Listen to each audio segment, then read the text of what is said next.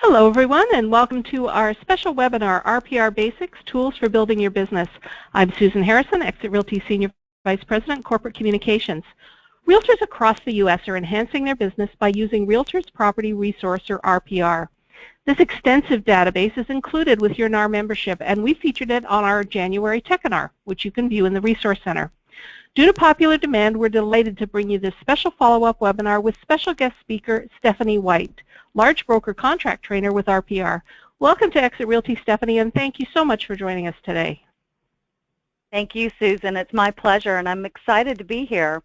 And thank you, all of the agents who are taking time out of your day to participate in this webinar. I promise you'll walk away with at least one or two tips or tools that are going to help you be more effective in your business and save a little bit of time. Today, what we're going to do is an overview of what RPR is. I'll jump onto the live website for a little bit, show you a few different scenarios and how to use each of the main tabs. And then we're going to wrap up with the rest of the presentation where I'll be showing you how to set up your account for those of you who don't have an account yet and what pieces of information you might need to move forward with that. Before I jump into the presentation, if you are in a room or listening in with multiple people on one phone line or one computer, would you do us a favor and just type in the chat box how many people are with you? This is a huge benefit for us to be able to kind of track participation. So if you've got more than one person with you listening in, if you'll just type that number in, we would greatly appreciate it. Speaking of the chat box, as I go through the presentation, please feel free to chat questions in there, and I'll be periodically checking those, but I'll absolutely make sure that I cover all questions before the end of the webinar presentation. So with that, let's go ahead and jump into RPR Tools for Building Your Business. Today, we'll talk about RPR itself, how to use it with buyers and sellers. We're going to look at the reports. They have robust, colorful, detailed reports that have fantastic charts and graphs. I'll go across each tab in the homepage navigation, including the toolbar, which is where you'll figure out how to customize and update your profile. And last but not least, I'll make sure that you know how and where to get help. One of the neatest benefits of RPR is that they provide you help 24 hours a day, 7 days a week. So even if you're at home late at night in your jammies playing around on the website and you get hung up, you can open up a live chat box and somebody will be there to give you assistance and get you over that hurdle. So RPR is a wholly owned subsidiary of NAR. Essentially what that means is, as a Realtor member, you own RPR. It is a national database, and there are currently over 166 million properties in there. It's for the exclusive use of Realtor members, so your golden ticket to get access to RPR is your NERDS number. I hope you all know your NERDS, National Realtor Database System, NRDS, is what NERDS is the acronym for. And in order to get your RPR account set up, that is the piece of information that you're going to need. While RPR is a national product, and you can view public records on a national basis through the platform, you're not necessarily going to be able to see MLS data from other MLSs across the country. Each MLS, as they set up their account with RPR, are given a series of questions where they can identify whether or not to allow other members outside of their area to view the MLS data. And as I'm sure you can imagine, most MLSs are still kind of proprietary about that. So by and large, you won't find that MLS data is going to be available to you outside of the area that you're a current participant. But there are a few, so play around and see what you can find. There's no additional fee for this product. It is subsidized by your dues dollars. And in fact, last November at the NAR meeting, the NAR Board of Directors all voted to continue subsidizing RPR and keep it out there for use for our Realtor members. There is no access for the public. There's no consumer portal or consumer login, and it's not an MLS. It is not a consumer-facing business model either, so you don't have a place for someone else outside of the Realtor membership to log in. RPR will not syndicate or redistribute your listings.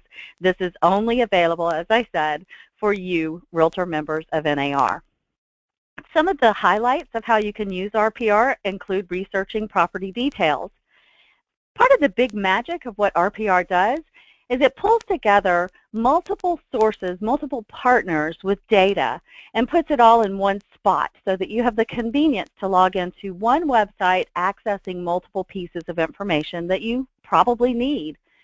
The big two components are merging public records with your or report or trying to price property. The more information you have, the better. It gives you a better snapshot, a clearer idea of what's going on in that market. You can think of RPR sort of like a hub of a wheel. In itself, it's not very functional, but when you start adding all of the spokes, which bring the data into that hub, then you have a really functional piece of equipment that allows you to have convenience and ease of use. The farming and prospecting tool is really nifty. They are mapping features that include heat maps where you can do overlays with different pieces of information that track market activity, and then you can use a polygon to come in and carve out little search areas that are going to meet the criteria that your customers or clients might need. There are also excellent reports for farming a geographic area, which are super helpful, not lengthy, and easy to pull and distribute to people that you're trying to get their business. Your buyers and sellers are going to love the reports. As I said earlier, they are robust, colorful, and filled with detailed information. So you will stand out against any competition with the information and the reports that RPR brings available to you. So before we jump to the live website, just a brief overview of an AVM versus an RVM and what each of them mean. The AVM stands for Automated Valuation Model. And this is probably most commonly known as the tool that's used by our frenemy, Zillow, the one that we love to hate and hate to love. Zillow has perfected the use, really, of an AVM to the extent that they are able to market and promote it and get a lot of eyeballs on their website. But we know, especially as realtors, that their data is not very accurate. In fact, on the home page of the Zillow website, it says up to 10, 20, and even 30% inaccuracies are possible. But we also know that's where our customers and clients' eyeballs are still going. So we need to be able to have a competent conversation about why the AVM is inaccurate and why the data that we can bring to them, specifically the RVM pulled through RPR, is giving them a more comprehensive picture of the market. The AVM only looks at public records and only looks at past history of sales and does not take into consideration market conditions or conditions of the home or property itself. The RVM is a tool within RPR, which I'm going to show you when we go live. On the RVM, you can come in and apply your market knowledge. You have the ability to add improvements to the home that may have taken place, any square footage changes, or even conditions of market or home itself, which we know affects the value. So clearly, an RVM is going to give you a better estimation of value of the property. So let's go ahead and jump off the presentation side, and I'm going to open you up to the RPR website. You should now see the live RPR website on your screen, and you can see your exit logo at the top. Across here are our main tabs, and this is what we're going to focus on today. Below here is our launch pad for most of our searches, and you have multiple options, which we go over in some of the more advanced classes later. In between here, you have your recent activity, recent properties that have been saved, recent searches, and recent reports that have been pulled. This is a convenience that will bring you back to where you left off. I don't have to have actually saved anything for my most recent searches to show up here. So if I had to run out, it's always going to be here on the front page. RPR remembers your most recent activity, kind of like your spouse or partner. So it can be good or bad, but the memory is there, and you need to remember that it does remember, so that if you put in a specific criteria or maybe a keyword in a search, you don't want to forget to remove that, or it will skew future searches. It's not going to delete each time you log off.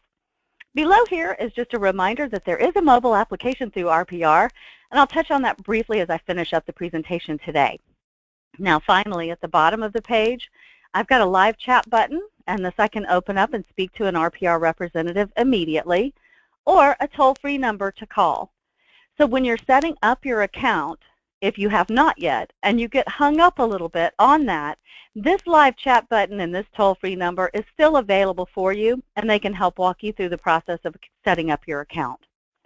So what we're going to do is a brief presentation on the live site to demonstrate preparing to go into a possible listing appointment, how to research details about a property, and then I'm going to shift gears a little bit and show you how you might narrow down some criteria for a potential buyer. I went ahead and saved a distressed property in the Wisconsin area, and I'm going to go ahead and use this as the property that I'm going to demonstrate from.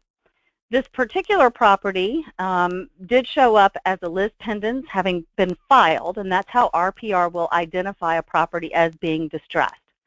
So you'll see when I clicked on the address of this property, I'm now under the Details tab. I went from the home to the details, and I have a set of sub-tabs here below, and I'm in the detail summary.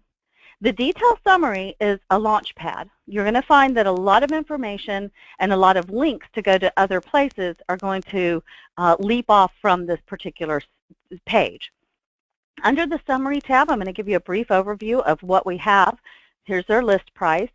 There's an AVM on this property for 108, and then we can refine that, which I'm going to show you how to do the RVM, or the refined value. You can also create a comp analysis, and you may notice that these mirror the sub-tabs up here. So either one of those will take you to the same place. As I scroll down, I do have photos pulling through from MLS, including the description of the property, and I can also contact the listing agent. All of that information is here as well. I can add notes throughout the RPR platform, and then I can decide whether or not to include these notes in my reports.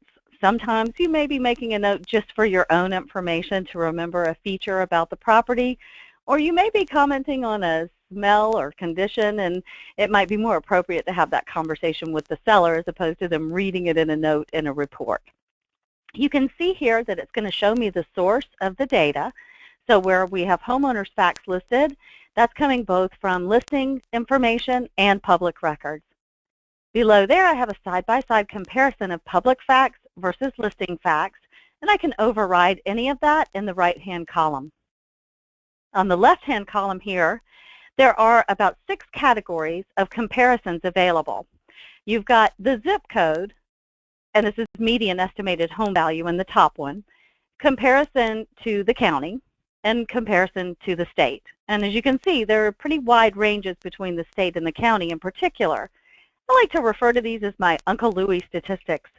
I was always told that everybody you work with, and this has been my experience as well, will have a friend or a family member who's kind of giving them guidance and advice as if they have more experience than you do, and oftentimes these people have never even been in real estate. So I refer to that as my Uncle Louie, and I think that the best way to handle these kinds of participants in the transaction is oftentimes to be able to provide third-party factual data. So that's what these market stats will help you with over on the right-hand column. We'll scroll a little bit further down, and you can see there are links nearby, and that's a link with a company called greatschools.com. You can go to that website, or you can link to that and see what the public has graded and put as far as information regarding that school.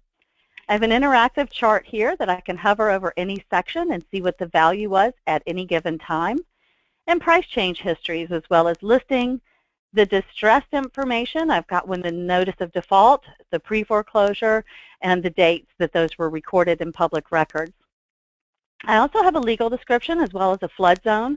Any information that you're pulling right now from MLS or public records, you should be able to find here within the detail summary on RPR. So let's jump over to the history, which is right next to the summary. And this pulls in similar information to what we were just looking at, but it does have a little bit more detail. I've got public records here where I can look back at what's happened with the property over a series of time. And you always have expandable sections built into each one of these categories.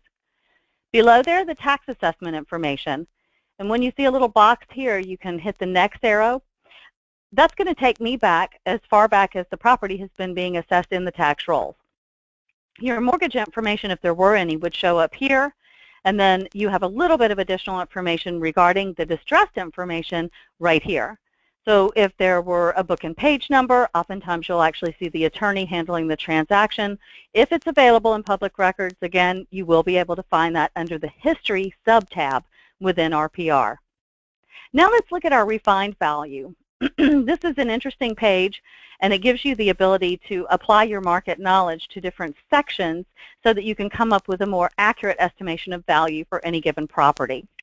So there's 3 sections within this tab, and you'll see up in the top right corner the 108.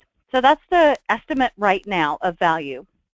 I have a section at the top where I could add or remove bedrooms and apply changes, and that would affect the value of the property. The middle section this is such a cool feature. It is with a partnership with a company called Hanley Woods. And Hanley Woods is the company that provides market information to the National Remodel magazine. So what they've done is drilled these features down by zip code. So this isn't using the PFA method, we call that the plucked from air method. This is actually using third-party data to come up with good factual information about the return on investment for improvements that may have been made in a seller's home. Or this can work for a buyer, and another way this could work is with rehabs. You can pull up a property, add some of these improvements, and get a sense of what the return on that investment may be in your market. So as I pull down the home improvement menu, you can see there are quite a few additions that are available and improvements. If we look here, you've got major kitchen remodel, mid-range, and upscale. When I click on one of those, you can see that it tells me a nice paragraph of what the system would consider an upscale kitchen remodel to be. Stuff like stainless steel appliances and solid surface countertops. We want to put the date that the improvement was done. We'll just say maybe it was a couple of years ago. And the total cost of the improvement at the time it was done. Now when I hit the word add, you're going to see that it's estimating a return on the investment based on what the improvement was, when the improvement was done, and what the initial cost of that improvement was. This is also based on the zip code that this home is located in. So you can bring this in to your appointment and see that the $17,000 plus some change is what the return on that improvement should be when marketing and putting that house on the market. So when I look back up here, now that $17,000 has been added to my refined value. The last section is my slide bars. As I go back and look at local market conditions, let's say it's improving a little bit. Exterior, maybe they painted the front door. Oh, but my goodness, we walked inside and it smelled like a big wet dog. Smell makes such an incredible difference in the value of a home. I have seen examples of where people walked in who know better, professional realtors who've been in the business for a long time, but the smell hits you and it's really impossible to see beyond that, and you start knocking money off of the value of the home.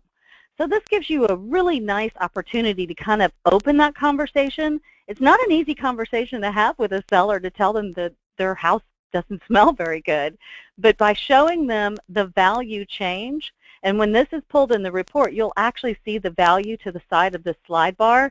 It's a wonderful opportunity to have a difficult conversation. So as we slide each one, you see this figure in the bottom changes a little bit with every slide of the bar. And you can play with that, see where it ends, and make sure you're comfortable. As I come back up, that total has now been added here to my refined value. When I go to pull a report on this, it may be that I really like this feature, I really like the slide bars, but I'm not in love with this final number. So I have the ability in my report to suppress this refined value. So in other words, my report can show the home improvements, the return on the investment, it can even show me the slide bars, but I can suppress that total 128 number if I don't want my customer or client to be married to that final figure. So let's move over now to our quick, simple CMA. Excuse me. Within RPR, there are 2 CMA options available, and today we're going to focus on the simple, easy version. But for my friends listening in who would like to play around with the more detailed one, let me at least show you how to access it so that when you get in there, you don't freak out when the pop-up window comes up. I'm on this comparative analysis, the one on the top, and that's the simple one. When I switch to the sales comparison analysis, you see that I've got a pop-up window. It is simple. You just hit skip this step, and that will allow you to move forward with the more detailed appraiser workflow CMA. It is far more detailed and will take more thought and time to put into it, but it's really a personal preference, and of course always check with your broker about what their preference is as you're working through some of these details. But as I said, for today we're going to stick with the simple version. Our first step in this CMA is going to be to confirm the facts. I've got a few pieces of information that are listed, and here I had some acreage that got brought over. So anything that got added in or modified, it's going to highlight that for me so I'll remember that a modification was made. I'm going to go ahead and hit confirm the facts and close that out, and it gives me a nice checkbox so I know I've completed that step. Now I'm going to look at finding the comps.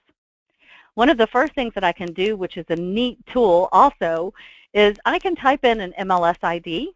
So if there's a particular sale that I know I want to use, I can put that in the bar. But I've also got the ability to add off-market properties. And I know you've probably been to a listing appointment where the seller knew about a home in the neighborhood or nearby that sold and didn't have a realtor involved.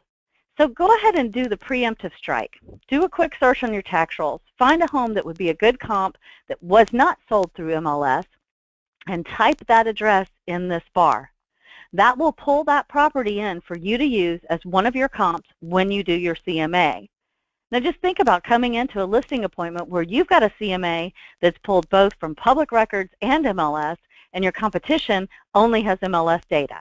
You've immediately positioned yourself as the market expert. Now we can add to that by searching additional properties. It's going to kind of default to scenarios surrounding your subject property, which always stays at the top. So we have about 1,800 square feet, price point of about $90,000 for two. It will also default to going to the last 6 months. I can change that from anywhere from a week to 18 months if I need to or want to. And I do have the ability to do a date range. So if you've got a specific range you want to use, you would just put that in there. And I'm going to go ahead and zero out this side because that was causing me some trouble earlier. That should not be an issue for you. Now I'll hit search and let's go ahead and see what comes up. As the properties populate down here, you'll see that they also sprinkle across my map. And I have a nice legend where I can see the color coding. My subject is always going to be golden. For sale, active for sale is a lighter blue. Green are my expireds, or greens are recently sold. And I don't have any distressed on here, but distressed would show as red. So we can come down and select some properties that might be fairly good comps. And please keep in mind that I am not doing an analysis of the best comps, so my numbers may be a bit of a wide range when I get the results of my CMA. So I just randomly selected 3 properties, and you can see as I check the box, they go in the column over here on the right. Maybe I've decided one of them is not such a good comp. Just hit remove, OK, and it's as easy as that. You can just go back and forth. I'm going to go ahead and throw it back in there so we'll have 3 comps. Now, as a side note, before I hit update, you'll also see that there are some active listings on here. I don't recommend that you blend active with your solds for your CMA, but it might be an interesting idea to do 2 individual CMAs, one with sold properties so that you can show what the market will bear, and then maybe do a separate CMA with active properties so you can demonstrate what people are hoping to get. That helps your buyer or your seller, understand what the competition is doing and maybe get an idea of what the thought process is. Also maybe help them be more strategic in their pricing so that they can compete better. We're going to hit update, valuation, and close. And now we're at the point to make some adjustments. With the simple CMA, the adjustments are literally that, very simple. All I'm doing is looking at the information of my subject in this first column, and then I have my 3 comps listed side by side by side. If I think one of these comps is a better one than the other, I can resort the order by simply using this pull down. As I look at the subject and the comps, and I'm going to, again, sort of randomly be doing this just for demonstration purposes, I have to decide, is this comp better or worse than the subject? Well, let's say it's slightly worse. So as I slide my bar down, you can see it's done a value adjustment for me. And we'll say this one is a little better, and we'll go back and say this one is even that much better. So with each slide of the bar, the adjustment grows. Now I can look at the bottom. I do have the ability also to add note here. Maybe I've previewed or even sold one of these houses. And there's my total of the adjustments based on the slide bars. Update, valuation, and close, and that brings me to my results. Now, in my results, it kind of depends on your philosophy of how you like to present to your potential seller, but if you don't like coming in with just that one number, then you can hit the edit button. And when I get that box that pops up where the one number was, I can put a 0 in there, and now I've updated that one, and I can go to a range. I personally like more rounded numbers, so let's go ahead and just put 85,000, and we'll go ahead and give them a nice big range to 95,000. Once I've done that, I simply click Save, and there we go. This is what will show in my report is simply the range and not one individual number. Now I can go to print my report. I can do that from here, or I could go to create a report. Either one will take me to the same place, and that's going to move me to my reports tab up here on the top. On the left-hand side, you can see previous reports that I've pulled. These reports will stay available for 30 days. It's really deemed after 30 days the data in there is going to get stale, so you would probably want to pull a new report anyway. The reports that are available are listed here in the center, and a couple of newer ones that are available now include a property flyer, there's a sample of that, or the school report, where you can do a report of any specific school. What we're going to be looking at is the seller's report. Now, if I want to see a sample of the report, it seems kind of obvious, I'm going to click Show Sample. And it pulls up a nice sized viewing screen, and it tells me this is a 75-page report. It's okay. You don't have to use all 75 pages. I'm going to show you how to customize that as well. You can see the slide bars here with the value adjustments next to each one. So I'm going to go ahead and minimize that. And in order to customize this report, I'll click More Details. Here I've got a list of all the pages that are in that report. If I want to remove some of those pages from printing or being populated in my report, then I can hover over the information icon, and that's going to show me what that page is. So there's a little bit of time involved in this, but remember, RPR remembers your actions. So if you come in here and customize how you want your seller's report to pull, it will stay this way for every seller's report you pull until you change it back. So for the most part, however you customize it will probably be what you'll use until you get that engineer or the analysis type people who want to see all the details, and then you come back and you check every box and give them the whole ball of wax. So as I come down, you can see you've got property photos, market activity, just multiple things, and you just check and uncheck the boxes of things you don't want to include. Below here is where you have the ability to decide, do I want to include those notes or not? What exactly did I say? This will allow you to suppress the estimated value for the subject property, the estimated value for comps, and then, as I said, suppress the refined value like we looked at on the RVM section. So each of these will stay the way that you check it. Remember, as you're pulling a new report, to make sure that you have things checked and unchecked depending on what you want to include for that particular customer. So you can hide those details. Now on the right-hand side, this is my cover page of a report. And you have a few options of what you may want to add or remove. Generally, I would say leave it on there. It's probably best to have that information available. Here's where you can show your page numbers on the report. Probably a good idea to keep that checked as well. Now I can customize this report, and I can enter the name of the person that I'm going to be sending this to, and we'll just go ahead and send this to good old Uncle Louie, and we'll tell him to list with me. Below, I've got the option to display now, so it'll generate as a PDF, which can be attached to an email, or I can download it and make a nice book if I want to put something inside a listing or meet with them in person. I can also email directly from RPR, and then you just simply add the email address of who you're sending it to, and I highly recommend that you keep CCing to you checked. You always want to see what you're sending out so that when it gets received, you can have a sense of what it is as well. Then once we have everything the way we want it, we hit Run Report.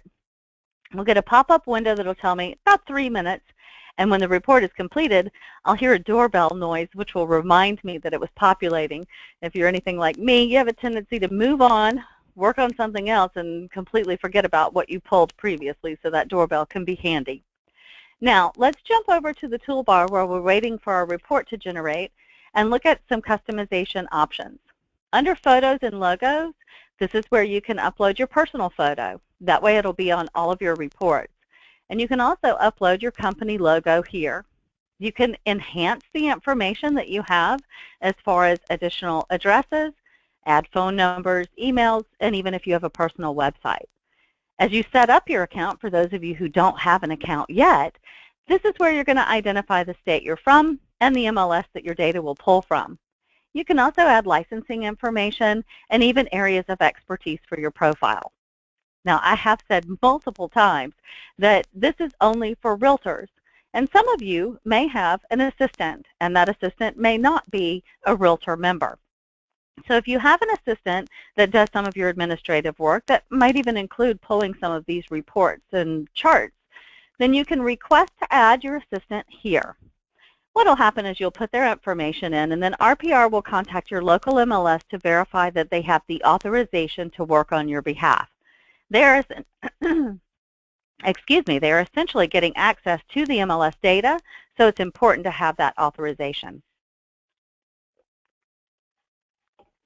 Okay, I recommend that you click Receive RPR Updates as well before you check Save. This is going to send you a monthly newsletter that's just going to kind of tell you the new enhancements and what's going on with RPR on a national level. They won't spam you. You don't get a whole lot of information from them, but it's enough to just kind of stay on the cutting edge. Then we're going to hit Save, and it will have a pop-up window that asks us what we want to do next, and I'm going to take you back to the home page. Now we're going to shift gears just a little bit and look at some of the searching features and how you might use this with a potential buyer. So because we're using Wisconsin and my husband spent his high school years in Green Bay, I'm going to go ahead and use Green Bay, and then you can see as I'm typing in, a pull-down menu comes up. So I could narrow down based on zip code, or I could just go ahead and check on the whole city. Now, I was previously doing some searches in preparation for today, and you can see it has saved the price ranges that I put in there. I can override that or keep it the same. When I go in to Advanced, I have a few more options that I can use, including I'm looking for a buyer. Maybe I don't want pending properties to pull. Maybe I don't want distressed properties to pull. And I'm pretty sure they wanted at least 2,000 square feet, and we're focused on single-family homes only. Now I can check my search magnifying glass, and it's going to take me to the Results tab on top, which is the final tab that we haven't looked at yet. This is where we're going to see all of the properties that meet the criteria that I requested. I've got a total here of 75. In the column below that, you'll notice this is the same features that I had to choose from in my advanced search. So I don't have to toggle back and forth to the home page. I can simply make modifications here if this is more than I want to manage. Each change you made, just remember to hit Apply, and it will resort your results for you. I also like to leave my showing at 100. That way, if I do have a lot of properties, I can just scroll down the list instead of having to deal with next page over. I usually will typically keep my sorting here by most recently updated. That's going to give me the freshest information, but a lot of people like most expensive first, and there's a variety of other options of how to sort your data and your information. There's my report just pulling up as ready. I don't know if you heard the doorbell on your end. I heard it on mine. And now that I've got my results resorted, you can see they're from highest price down. I also have, this is the line or the list view. Now I've got a smaller map over here, but if I'm a more visual person or I want to manage this on the map, I can go to Map View, and it's going to pull my map up into a bigger focus for me to see where these properties are sprinkled. They're still color-coded and have the same legend below. Let's look at some of the mapping tools that you have available through RPR. The box tool is probably pretty similar to what you already use in your MLS. When I click on it and bring it down, I simply drag, pull, and then release the cursor, and it's going to allow me to search in that area I've created. I could edit the search so that I am specific with what I'm looking for, or if I'm in love with it, I can just go ahead and save it right there. hit Reset Map, and that'll allow you to go back to scratch. The radius search functions the same way. Drag, pull, and release the cursor, and I have the same options that we had with the box. Now, before I show you the polygon, what I'd like to do is look at my heat maps. This is a pull-down menu below, and when I open it, I've got about 10 different options. One of them is estimated home values, and then you also have a 12-month change in estimated values. This is usually a pretty interesting one. You can see it's peppered dots of color all over the map. And my legend is here, and the darker the blue, the higher the increase in value, and the darker the red, the more of a decrease in value that we've seen.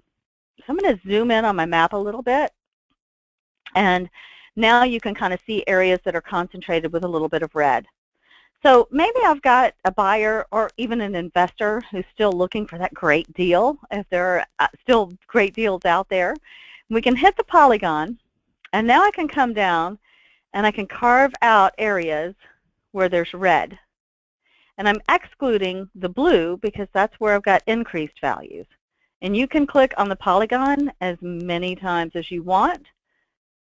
And by doing this, I'm coming through and just creating a super customized search criteria of areas that have decreased home values. Now I could save this search, and every time I pull this same search from my saved pull-down menu, it will repopulate with houses that meet the criteria I'm looking for in this super specific search that I've created. So let me go ahead and reset that. Now let's look at one more heat map just to kind of see. You'd also have concentration of distressed properties. You could use the polygon in the same way and kind of carve out or in those areas depending on what your customer is looking for. The heat maps in conjunction with the polygon is a really cool way to create super specific searches. Now, I also am a big fan of the drive time.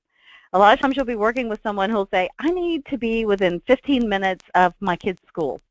So you can type the address in here, or you can simply drop a pin where they need to be close to. Once I've dropped that pin, you'll see it's giving me these jagged areas based on traffic patterns, and there's you can't see it, but it's 10, 15, and 20 minutes away. And if I click on any one of those black buttons, it's going to pull up properties that are available within that length of time based on average traffic patterns in that area. I think that's such a cool feature. Now, we also have the same with distance. A lot of your medical or sheriff or police have to be a certain mileage from their employment. So you can do the same thing. Type an address in here, or drop a pin, and it's going to show me within 3, 5, and I believe 10 miles where I can do a search based on the distance from my pin drop. There you see it. So we'll go ahead and reset that.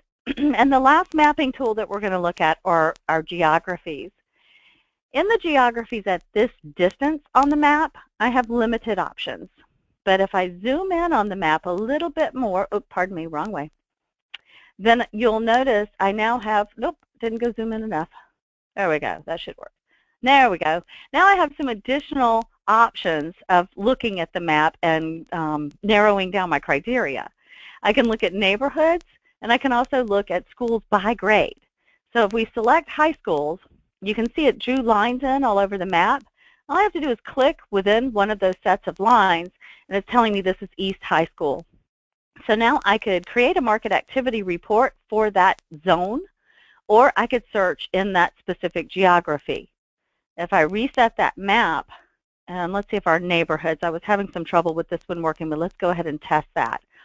The neighborhood ones works the same way. It'll start drawing lines through the mapping, and then you just click within it, and it will allow you to go ahead and search within a geography in that neighborhood. It's not pulling up for us right now, but you saw with the school one how that works.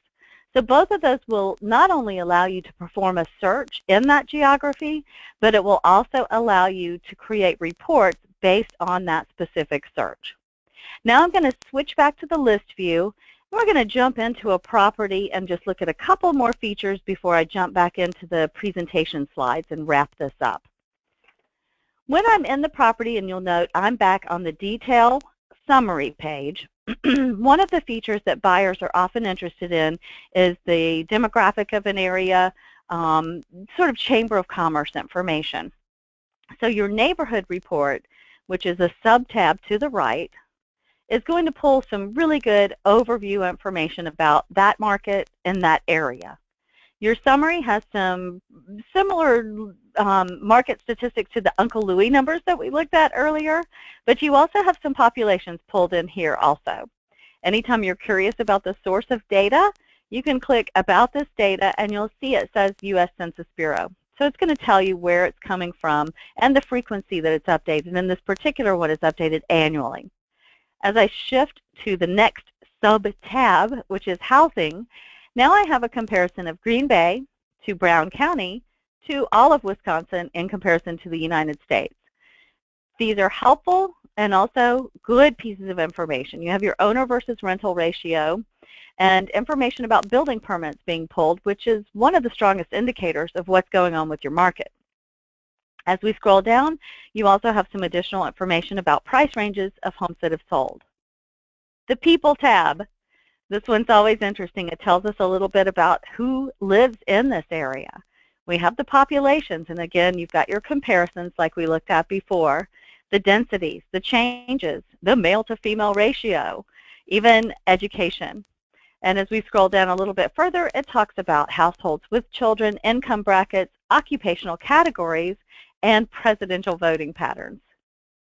The Economy tab is simply going to show us the unemployment rate. It's a pretty minimal sub-tab, not a lot of information to be found there. But then the last one is Quality of Life, and this is kind of what I was referring to as Chamber of Commerce information. You have your rainfall, your snowfall, your days of sunshine, water quality, average commute times, even how people get to work and monthly temperatures. So this report and this piece of information under the neighborhood section makes a wonderful relocation piece. You can go into your report section and pull the neighborhood report, and it's only about 10 pages long. If you're working with someone moving to this area, to be able to provide them with this nice comprehensive overview of information is not only informational, but the report itself is bright and colorful and easy to read, and is going to be something that they will welcome. You can also use this if they are looking at specific areas to move to, and you know where they're coming from. You can go in and pull this same report from the area they're moving from to give them a sense of comparison when you start looking at areas where they're coming to. So that is the overview of each of the main tabs within the RPR website. Gives you an idea of how to customize your reports and customize your platform so you can add your photo and your logo. Now we're going to go back to our slides, and I'm going to go over how to set up your account for those of you who have not done that yet. When you go to narrpr.com, narrpr.com, you'll see a screen that looks very much like this. So your first step is going to be to click on Create New Account. From here, you'll need your NERDS number, which I referenced earlier in the presentation.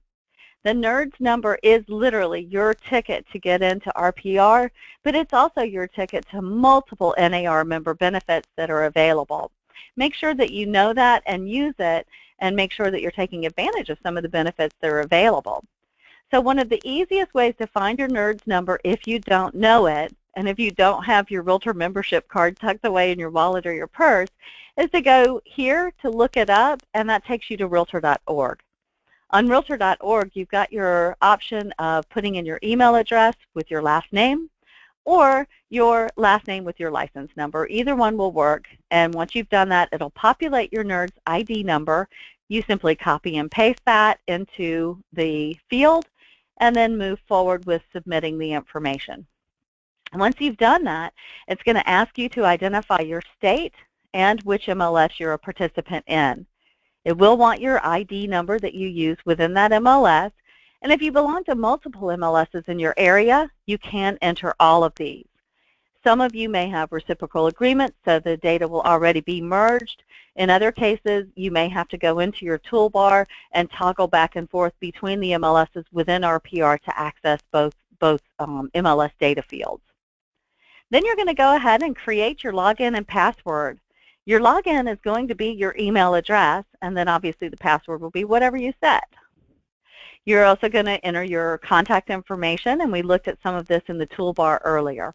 Go ahead and fill all of that data out, And once you've completed the setup of your account, you should get a screen that looks like this. Green, good to go, and that's your face when you see all the data populating. Now you may get a yellow signal, and that means there may be one piece of information that hasn't quite pulled through. You can always chat on the RPR chat box, or you could check with your local MLS. Occasionally there may be some gap between the data that they're feeding up to RPR, and it's not really definitive which end that's coming from. So the toolbar we looked at when we were in the actual live website earlier, and you just hit the gear shift icon to get into that section. You also have RPR Mobile. I touched on that earlier. RPR Mobile is available for iTunes and Google Play. You want to download this. You do need to have your desktop or your primary account created first, and then you'll go into whichever product you use, depending on your phone, and simply look for RPR Mobile. And you'll see the icon pull up, and you can go ahead and download it for no additional cost. The RPR Mobile platform does all of the functions that you find on the desktop version. And it also syncs in real time with the desktop version. So if you're out in the field and you've taken a couple of photos or maybe added a few notes, when you come back and jump on your computer with the bigger screen that's easier to see, then all of that information will have already synced into the platform. There is no lag time between that being updated. You still have access to the same information. It's formatted a little differently because obviously the real estate on your phone to view is smaller than the real estate on a desktop or a computer screen.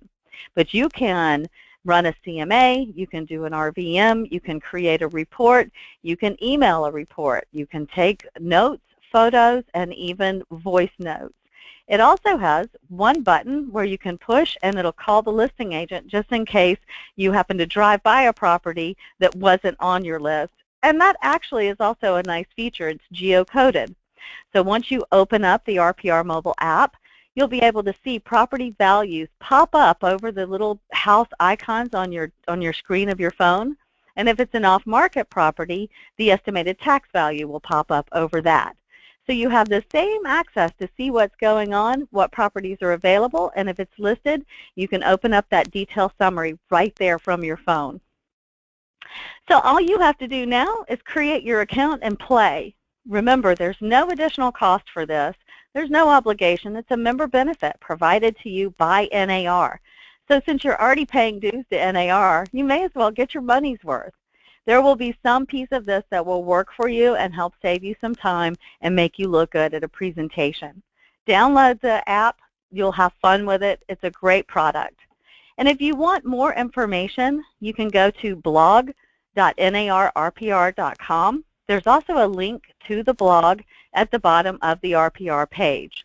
What you'll find there are additional recorded webinars, live classes that may be in your area, and of course, as it says, a blog. You do have information where people just make notes about enhancements, upcoming products, and what's going on with RPR.